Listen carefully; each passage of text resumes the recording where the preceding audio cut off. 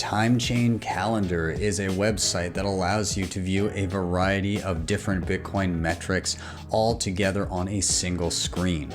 Those of you that watch my show may be familiar with the website, given that I utilize it in my intros to the live shows, but you may be surprised by this video to find out just how much and how versatile Timechain Calendar is.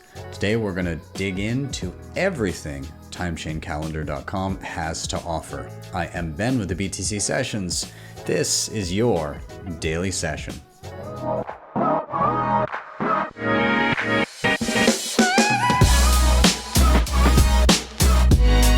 Hodl the Bitcoin.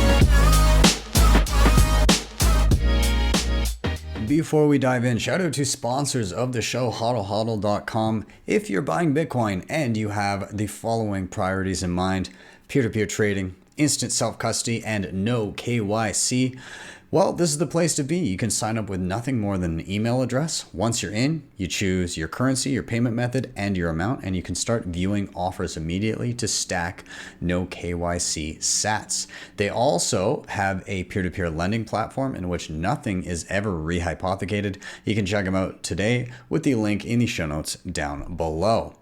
Up next, of course, when you do stack some sats, you're going to want to secure them with the best hardware on the market, and CoinKite is hard to beat.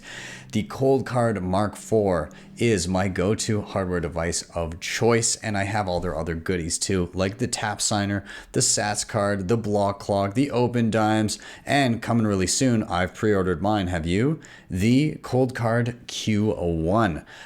If you want to reserve that, or if you want to pick up anything else that I've mentioned here, be sure to head to coinkite.com and use code BTC Sessions for 5% off everything in the store. Now, backups are very, very important when it comes to securing your wealth, and Seedor is one of the most versatile and secure and robust steel backup solutions on the market. So it basically works with a disk and capsule design. You use the mallet to stamp in your seed phrases, and the capsule that they're enclosed in secures it from the elements like fire, water, corrosion, and so on and so forth. Furthermore, if you need to replace the seed at any point, you don't need to expensively replace the whole thing. You can just buy a few more disks and plunk them in. If you want to check out Seedor, of course, head over to seedor.io. And all the links are in the show notes based on the cheapest shipping options for you. Now, if you're looking to dive into multisig, nunchuck.io has you covered with their Honey Badger program. What this is a mobile friendly app in which you can set up a full multi-sig quorum where Nunchuck will hold one key for you and you hold the rest. It walks you through everything. You can use hardware such as tap signers, cold cards, and plenty of other hardware options. Once set up, of course, you have built-in inheritance planning where your sats will get to your next of kin should anything happen to you. And furthermore, setting it apart from everything else on the market, Nunchuck is no KYC. You don't need to use your ID and personal information to set it up and have it work for you. Be sure to check them out at nunchuck.io and check out my tutorial as well. And finally, Start9, your sovereign computing solution. These guys offer plug and play devices to claim your digital sovereignty. And what that means is you can run programs like Bitcoin Core, your Lightning node, mempool.space, join market. You can also host your own data, files, passwords, photos. You can even host Nostra relays and clients and plenty more. They've got everything from entry level all the way up to what I'm running, which is the Start9 Server Pure. You can check them out today at start9.com and claim your digital sovereignty today. Anyways, with that, let's head over and start with Timechain Calendar.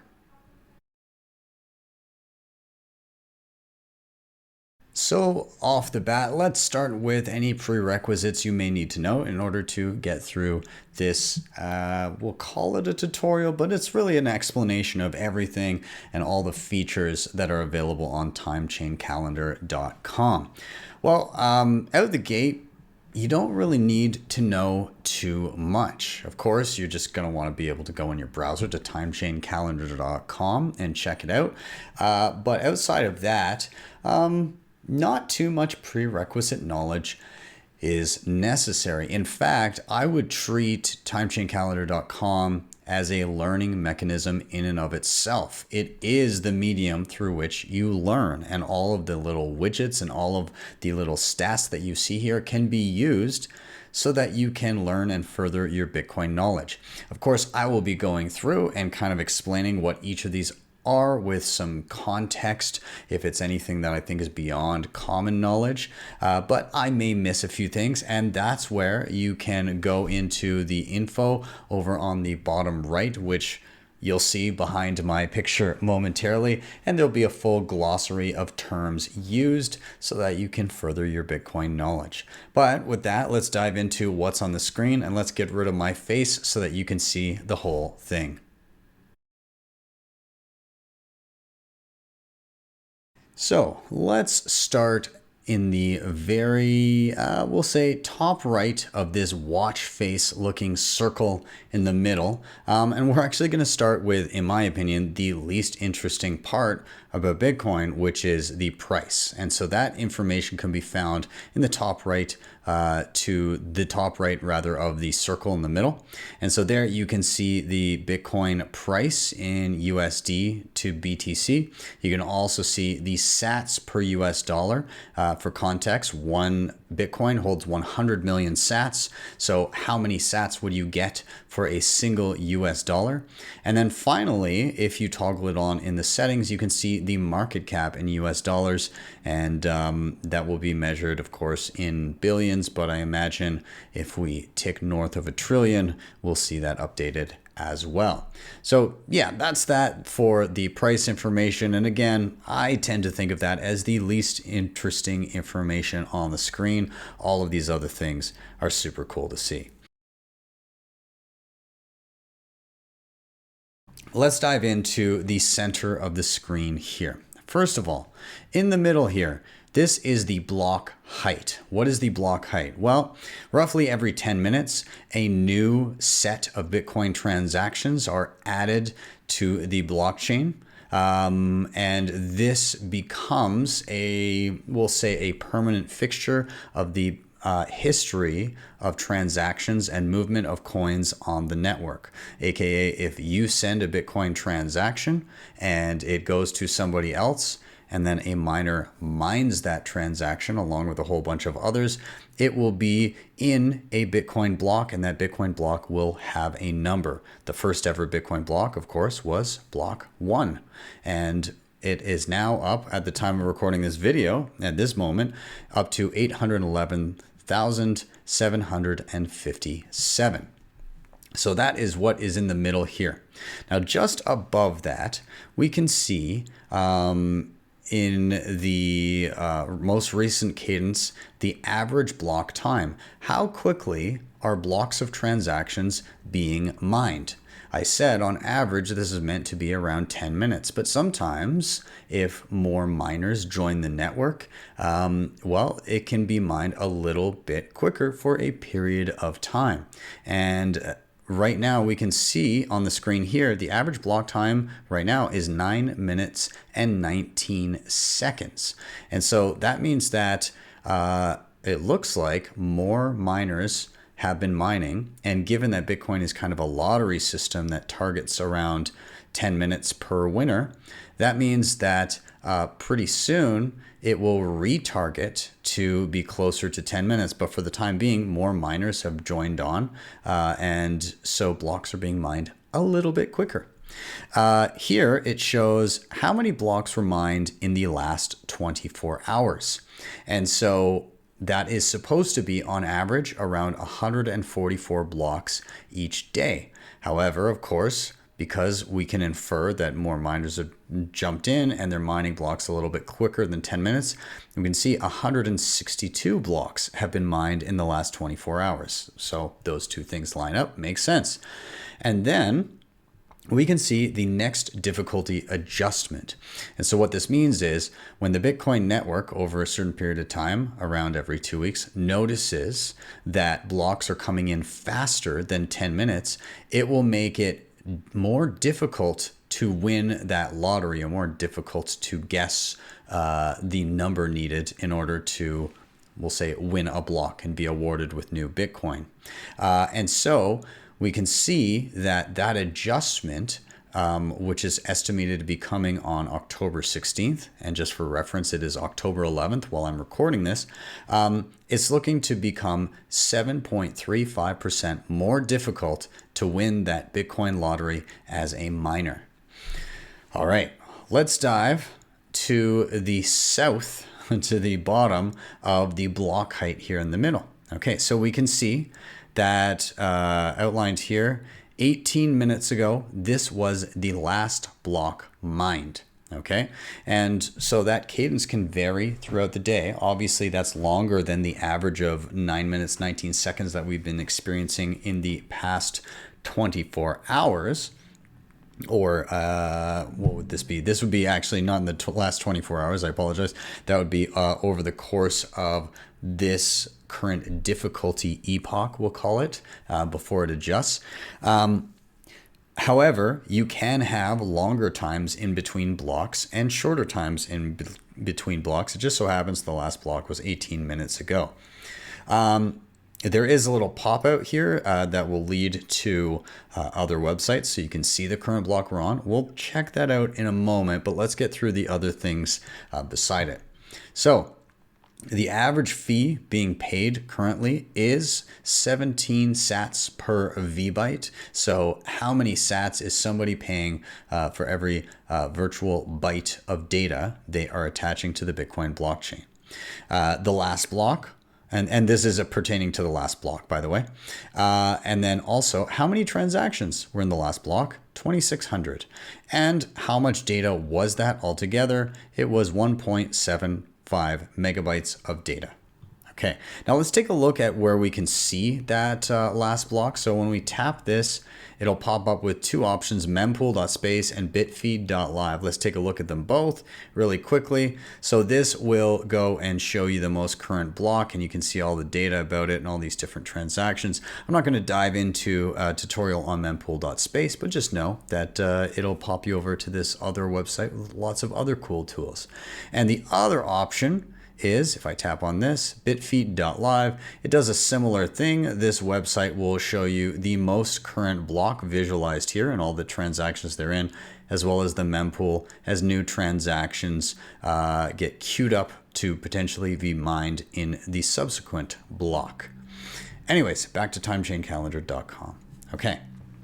Let's go below all of the information we were just looking at. Let's look at the fees, sats per VByte. And this is currently in the upcoming block, what fees might be depending on how quickly you want to get your transaction through. It is advising a priority fee of 22 sats per VByte. So if you're wanting to get into the next block for sure, then you're likely going to be attaching a fee of around this much based on what's currently sitting in the mempool. And the mempool is the current set of transactions waiting to be mined. The anytime fee of, I don't really care when it gets through. It'll get through eventually. Maybe perhaps if you're sending to cold storage and you're not in a rush, this would be 6 sats per byte currently. And then finally over here in the red is purge. What does purge mean? Well, every person that is running a Bitcoin node has their own mempool, and that is, again, a bunch of transactions waiting to be mined. However, the average person's node, without changing any settings, will only hold about 300 megabytes worth of data. Some people manually set this amount to be more, but most are just set around 300 megabytes. So what that means is that there is a threshold where higher fee transactions will remain in that mempool and lower fee transactions may be bumped out, aka purged from people's mempool. So this is more of an indicator of, hey, don't set your fees below this amount, otherwise it may be bumped from the mempool and it may be bumped just back into your own wallet and you'll have to execute the transaction again. All right, let's go down below. Again, mempool information. So we can see the inflow is around 800 and, well, in and around the 800 range right now, and this will tick all over the place. virtual bytes per second. So that's how much new information is being relayed to people's mempools every second.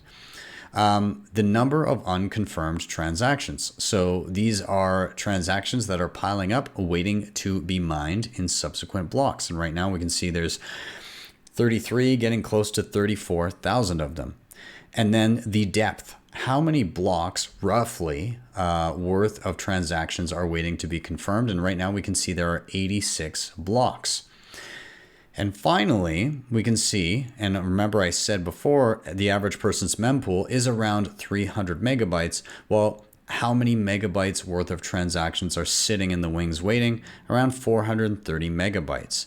Again, it's not to say that some people's mempools aren't holding all of these, but the average person is only storing 300 megabytes of them, and that is the reason for the purge number above in the center here. Anything below that threshold may be purged from an average person's mempool. So one of the cool things about Timechain Calendar is it doesn't just give you the current state of Bitcoin. It also allows you to explore the past of Bitcoin and to look forward into the future of Bitcoin. And that's what we're going to be looking at down below with this little menu that allows you to scrub through historical Bitcoin blocks and navigate them either to the most recent or the very first, and then kind of catalog through them one at a time with the arrows here. So it's really cool. You can actually grab the little slider here and you can scrub backwards through time, and you can see that the ring on the outer edge of we'll call it the clock face here, it will scrub with you as you move it back and forth. And you can see this circle in particular is labeled blocks to next halving. And so I'm going to just settle in on a random block here. So 667601.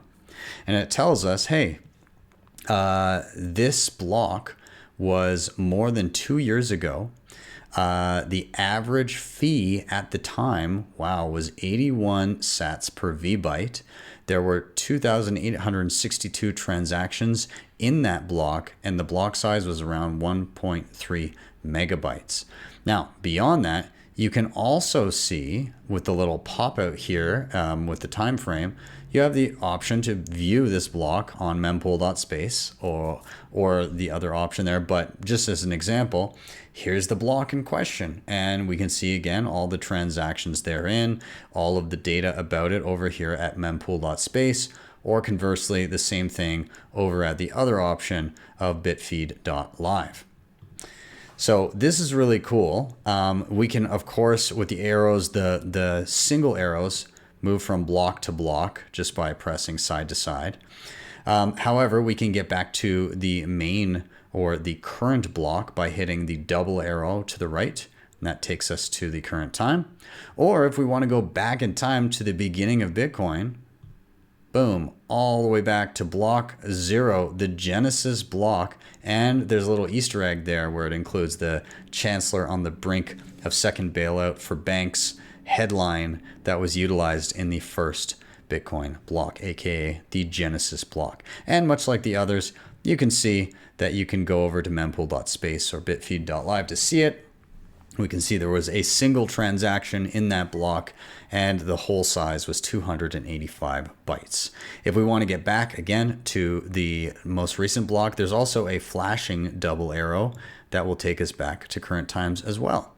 Now, if you want to find a specific block, there's actually a little search magnifying glass off to the bottom left here, which we can type in, and we can hit search by block, and I can type in a block height if I choose. So maybe 117856. Let's search that block. So that will take us to exactly that block. 12 years ago, we can see average of 777 sats per VByte. And then 15 transactions only 15 transactions in there. I guess people just didn't really care about what they were spending because Bitcoin didn't have a high purchasing power. I was kind of surprised to see that 777 sats per vbyte. Interesting. 15 transactions in that block only, and the whole block was 5.36 kilobytes. So again, that purchasing power back 12 years ago was very limited, so having a large fee, maybe just a few people fat fingered those and just didn't really care. But yeah, there we go. You can also see, furthermore, and I didn't mention this in the last block and when we were scrubbing, is you could see that the exchange rate, Bitcoin was 80 cents at the time for a wow. For sats per dollar, a single dollar would pick you up 125 million sats. Wow. That makes you feel kind of like crap, doesn't it? And the market cap of all of Bitcoin was $4.7 million. Furthermore, you can see that we were in our first Bitcoin epoch, and what that means is Bitcoin's issuance had not yet been cut in half. We hadn't had a halving yet.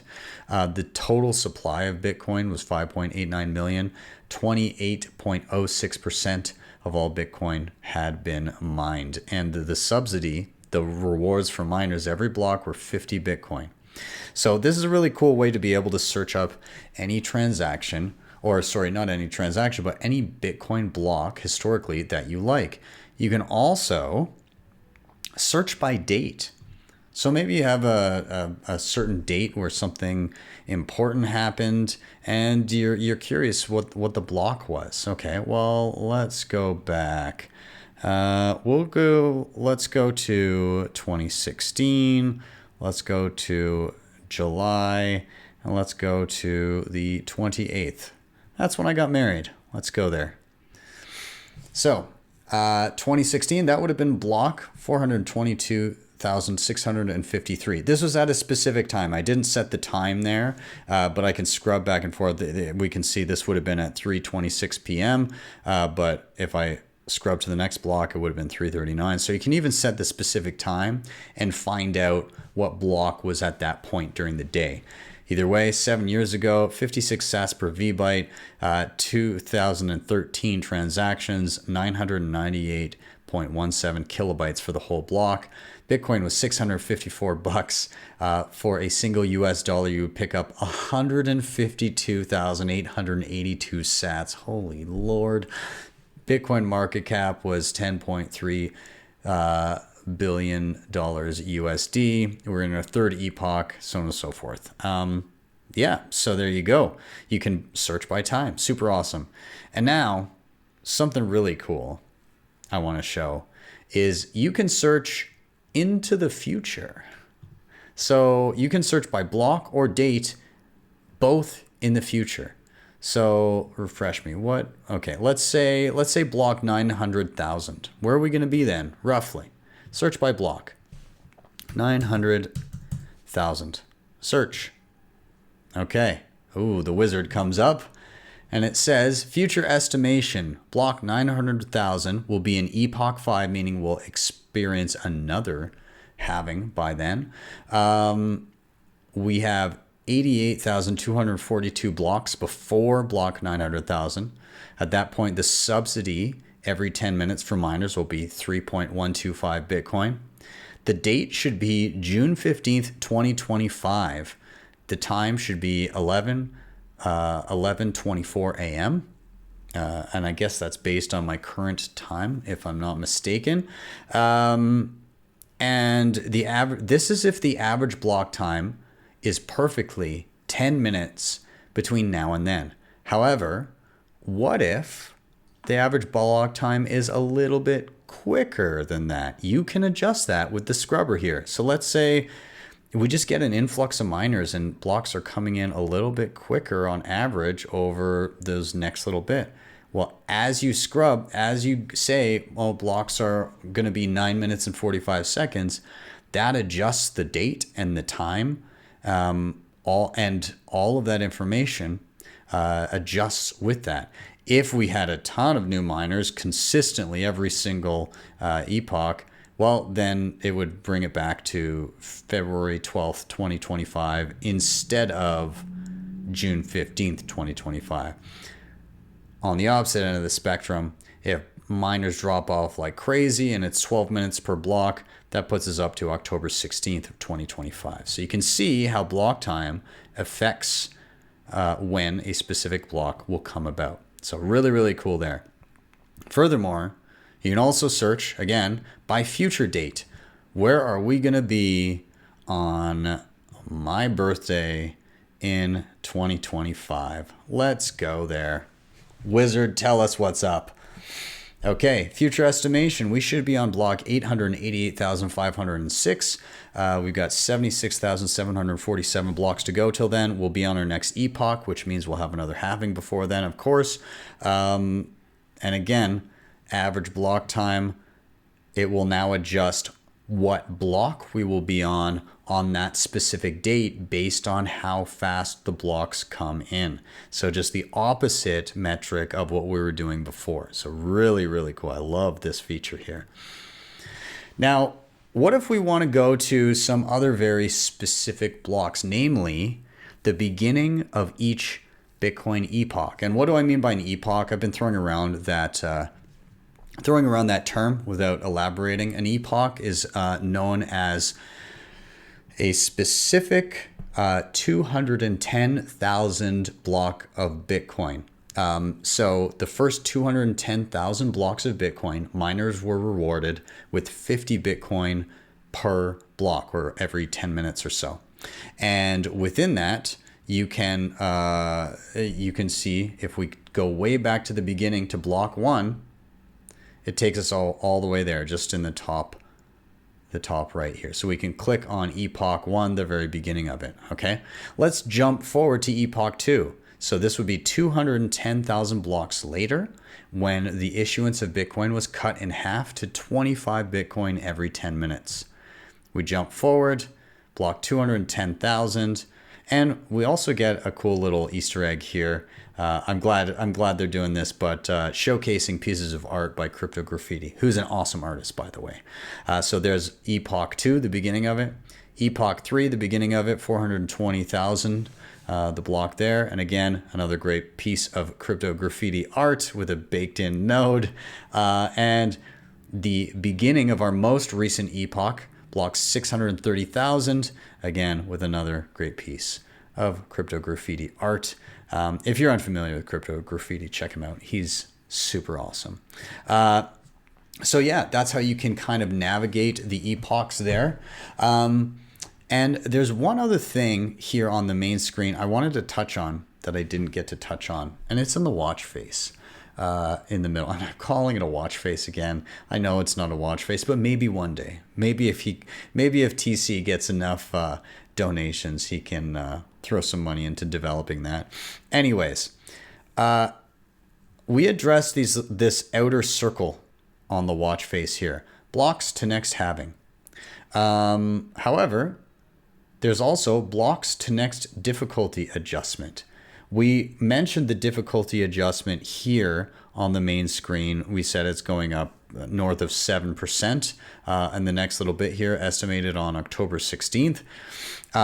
So we can see here on the inner rim, we see 689 blocks to the next difficulty adjustment until the difficulty for mining, the probability of winning a block for miners and getting rewarded, gets 7.17 now % more difficult in that number of blocks. So you can see that adjusts as time goes on and as we get closer and closer to the next difficulty adjustment. Now, there's another thing I wanted to mention.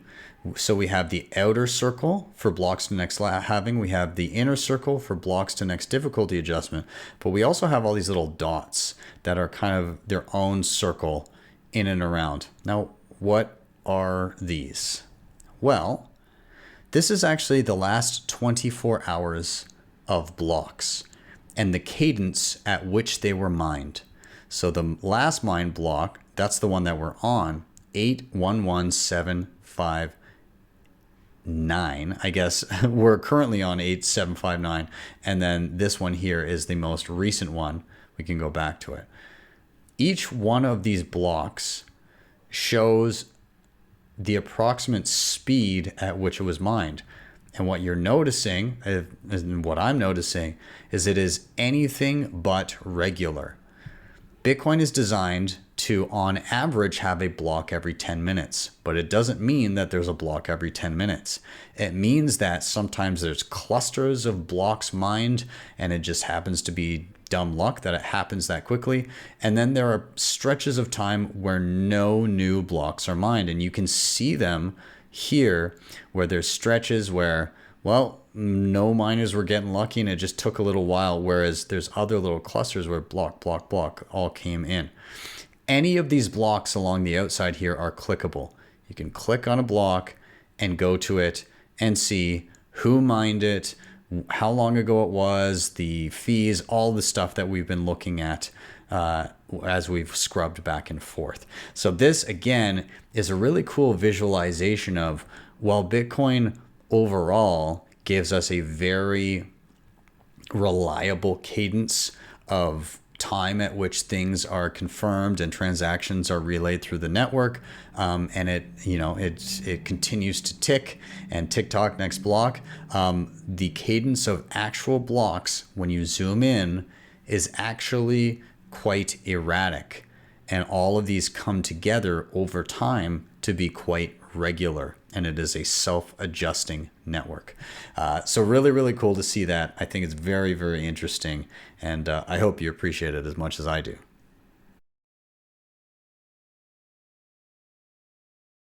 Okay, let's direct our attention over here at the sidebar over to the right. And so this has a whole bunch of different mining information here. Up top, we have the hash rate, and this is a rolling average. The hash rate effectively is a measurement of how many hashes or guesses at the lottery miners are making every second. And there is no way to actually know the amount of computing power in the Bitcoin network. The best we can do is guess by averaging out the amount of guesses that are made roughly, or the amount of energy that is used roughly every day or week or 2 weeks or 30 days or 90 days. Basically, we can just kind of guess and average things out. And this allows us to do this. So right now it's giving us the 7-day average of hash rate, which sits at 444.8 exahash per second. And we can see that over the past 24 hours, that has gone up by 2.25%.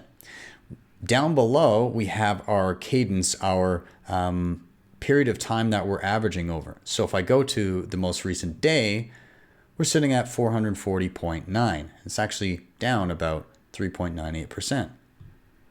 That's the 7-day. The 14-day puts us at 429. The month goes to 421. And the 90-day takes us to 397. So we can see that it appears that hash rate is continuing to climb the more recent we get in our measurement of hash rate. So we can just kind of get a general trajectory. We don't necessarily know for certain how much hash rate is available at any one time. Let's look just below that at difficulty. So we can see the difficulty sits at 57.32 terahash or hashes per block. Our epoch, this is difficulty adjustment. We're in difficulty adjustment number 403. The previous adjustment was up by 0.35%, and that happened on October 3rd of 2023.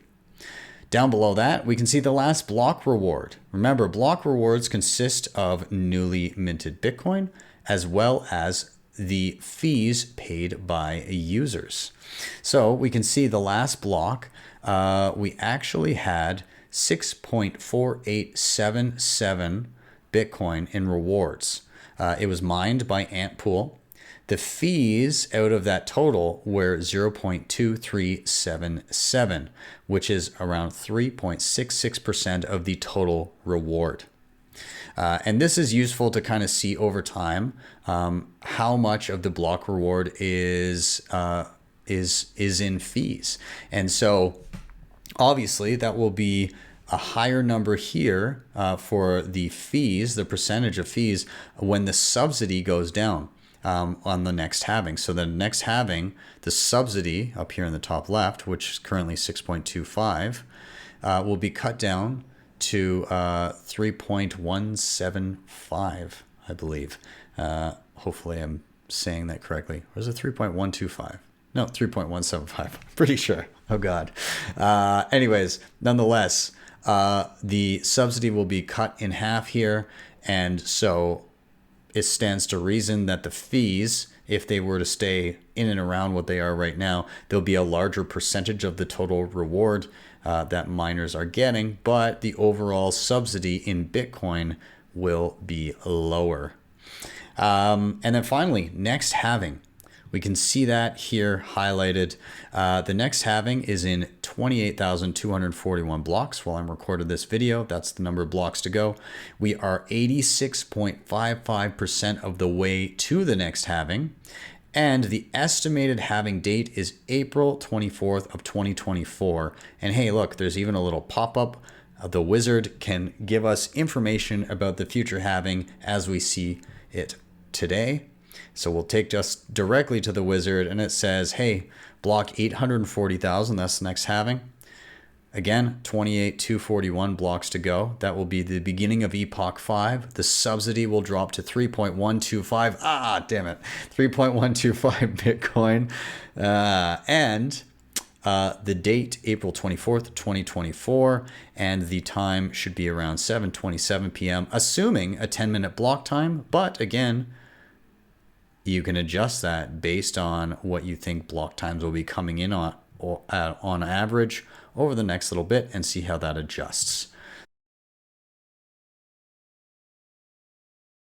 Last thing I want to touch on here is down in the bottom right, we have info, settings, and donate. So under the info, if we tap here, this tells you a little bit about Timechain Calendar, but it also gives you terminology and resources, which are invaluable. So I've been throwing around a lot of different terminology here, and as much as I tried to, I attempted to throw in explanations of certain things I thought necessary, but I may have missed a few things. Well, not to fear, all the terminology on the site is here. You can go, you can search through, you can look for specific things and learn what the hell I was talking about.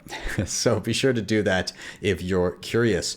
Now below that, resources, also another great set here is you can check out mempool.space, which we saw as a pop out for a couple of features. The block clock, Clark Moody Bitcoin dashboard, Timechain stats, which is another great website. Bitfeed we saw.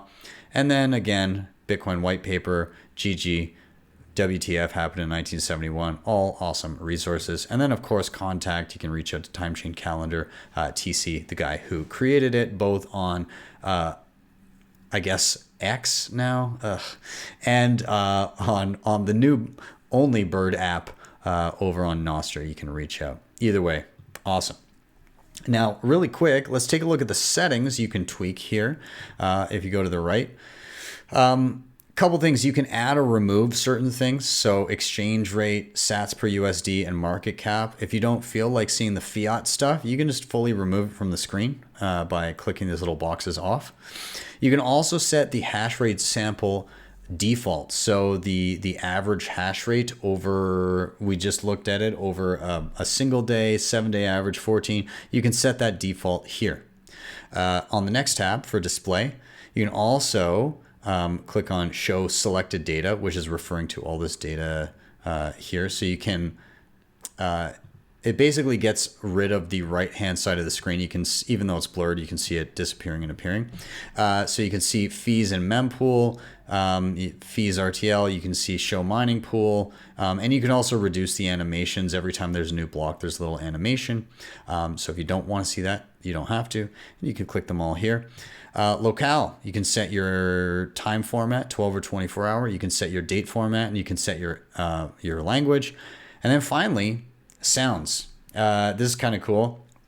Every time a new block comes in, and you may have heard it while I've been poking around here at least once or twice, you can turn these on and off, but every time you get a new block, you can get a different sound if you prefer. I like the water drop. We'll play that in a sec, but you have a bell, a door chime, a cymbal, and a whoosh. I like the water drop myself.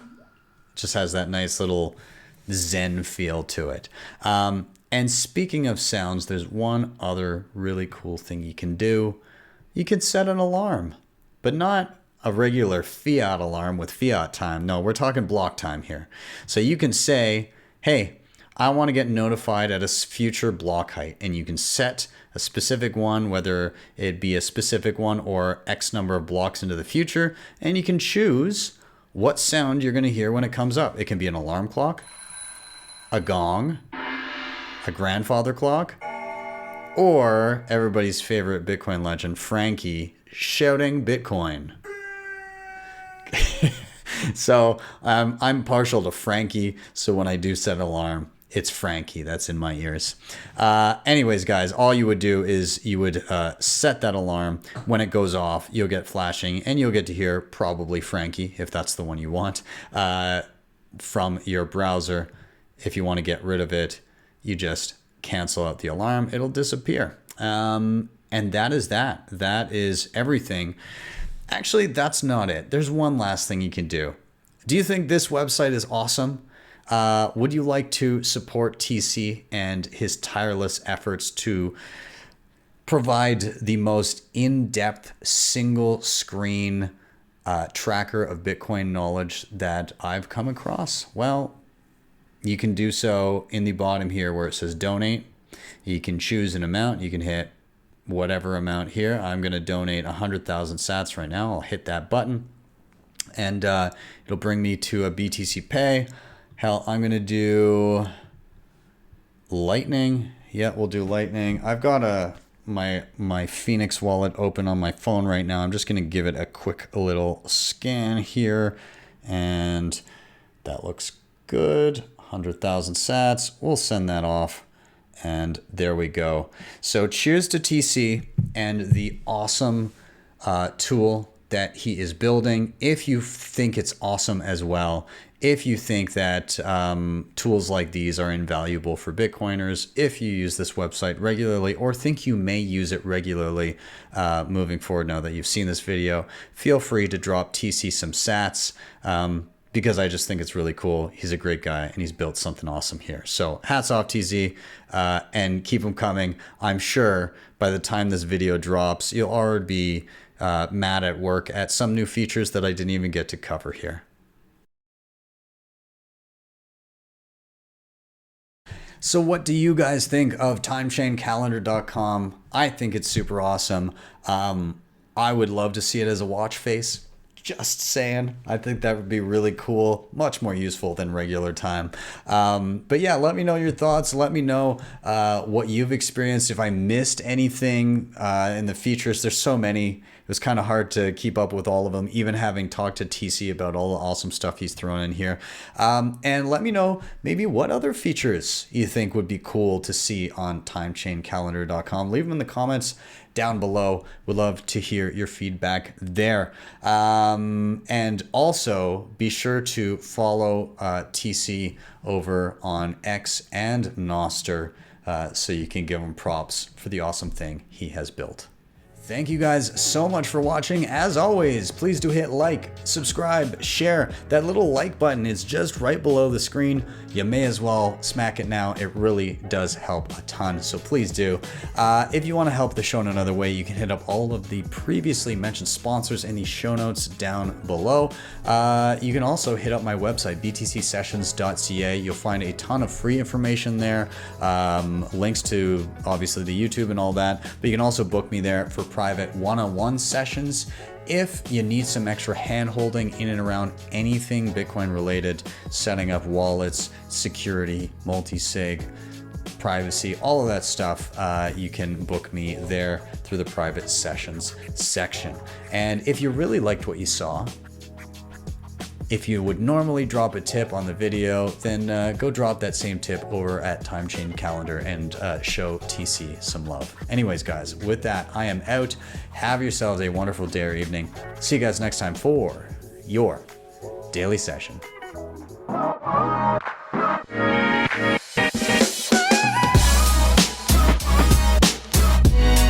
Hodl the Bitcoin.